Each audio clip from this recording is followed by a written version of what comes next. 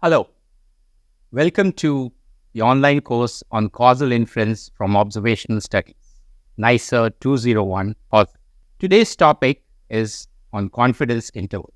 I have divided this topic into 4 sessions. In the first session, I'll talk about what confidence interval is, how is it calculated. The next session, we'll talk about how to interpret confidence intervals. In the third session, very importantly, we'll also look at some of the common misinterpretations of confidence intervals present in literature. And finally, we'll conclude with looking at how to eventually use this combination of p-values and confidence intervals for statistical inference. So let us begin with the first session on what are confidence intervals. If we want to know what the true underlying mean of a value in a population is, as in the systematic way of doing research, we take a sample, we select certain people, participants, objects, depending on what we are looking at, and we take a sample of that, a representative and an adequate sample, and then we try to estimate what the population mean is through the sample mean. So we take a mean of whatever objective is for our study from this sample population, and we would say that the best guess for what the true underlying population mean would be is represented by whatever we got from the sample. Of course, assuming that we have done the selection appropriately and all the measurements have been done correctly. Next, the question that comes to mind is, okay, we've got a sample mean, but then how close is this sample mean to the true population mean?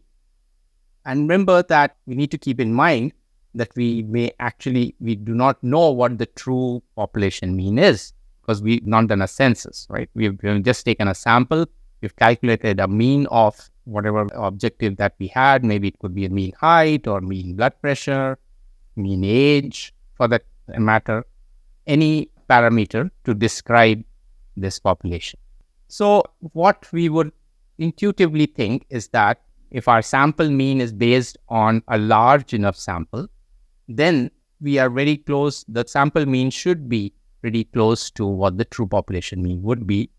And a way to understand whether how close or far is our sample mean from the population mean, we would calculate what is known as the standard error of the mean. We need to remember that whenever we take a sample from the population, there's always sampling error. And so we need to calculate a value of that error, and this is in terms of standard error of the mean. Standard error of the mean is a function of the standard deviation and the sample size, and is calculated as standard deviation divided by the square root of the sample size. So as you can see here, the standard error of the mean is dependent on the sample size. The bigger the sample size, the bigger the denominator, the final value would be of the error would be smaller. The smaller the denominator, the smaller the sample size, the final value of the standard of the mean would be higher, assuming if you have the same standard deviation. So now, if a distribution is normal, whatever parameter that we are studying, then 95% of the observations of these individual values would lie within 1.96 times the standard deviation of the mean. That is as per the properties of the normal distribution. Therefore, in 95% of the samples, which means suppose if we took 100 samples and we calculated a mean value for each of these 100 samples for the same parameter of interest, then in 95% of the samples, this interval, which is minus 1.96 times the standard error to plus 1.96 times the standard error, would contain the population mean.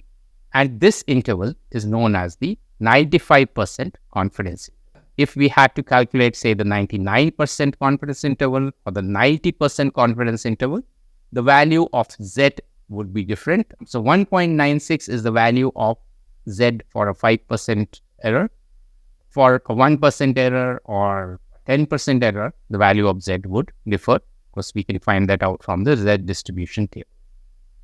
Now, the standard error and the 95% confidence interval essentially describe the variability between samples and so provide a measure of the precision of the population value, which is estimated from a single sample.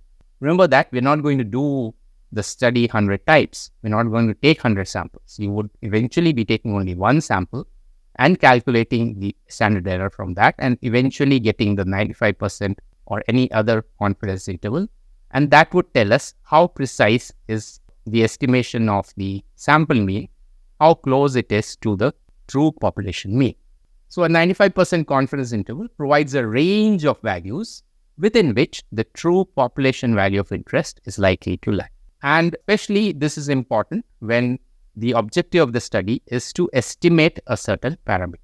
And so we want to know how close. Now here I've taken an example of mean. You could think of medians. You could think of, if we're doing an analytical study, to think of odds ratios, risk ratios, rate ratios. All of that we can calculate a confidence interval around each of these, even the measures of association, from which is again from a sample of the population. So the population mean is a fixed unknown number, and we have the confidence interval that varies. Out of every, let's say, 20 samples that are taken, there'll be one sample which will not contain the population, which is 1 out of 20, which is same as 5 out of 100. Here, as you can see, these are different formulas for calculating the confidence interval. If you want to calculate the confidence interval for difference into means, for a proportion, for difference into proportions, for a risk ratio, or for an odds ratio. The basic principle here is that you have the parameter, the error that you find from this. So you have the difference in two means, and that is x bar 1 minus x2 bar, plus or minus the difference, plus or minus the z values of the distribution, depending on whether you're using 95% error or 10% or 1% error, and the sample size matter. So the essential format of calculating the confidence will remains the same. It's just the actual values depends on the mathematical properties of whether it's a ratio measure or a difference measure or a proportion.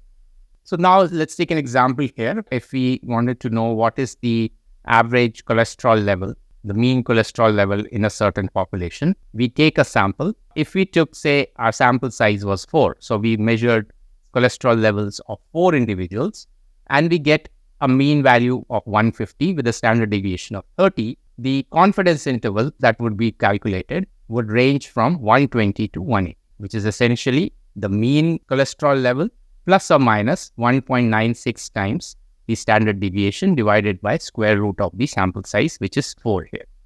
And we're using 1.96 again because we're calculating the 95% CM. However, now if the same study was done, or if somebody else did the same study based on 100 participants, and then although the mean may be the same as 150, the standard deviation could also be the same as 30. However, now when you calculate the confidence interval, you get a much narrower confidence interval. It is from 144 to 156. So as you can see here, the bigger the sample size, the narrower is the confidence interval. And a narrow confidence interval means it tells us that how precise our estimation of 150 is compared to the true underlying population mean. So in the second example, the true underlying population mean would lie between 144 and 156. And what we get, the best bet that we have on that is 150, which is much more precise than saying that the true population mean could be between 120 to 180, and our best bet is 150. We will now look at, in the next session, how to interpret these confidence intervals. Thank you.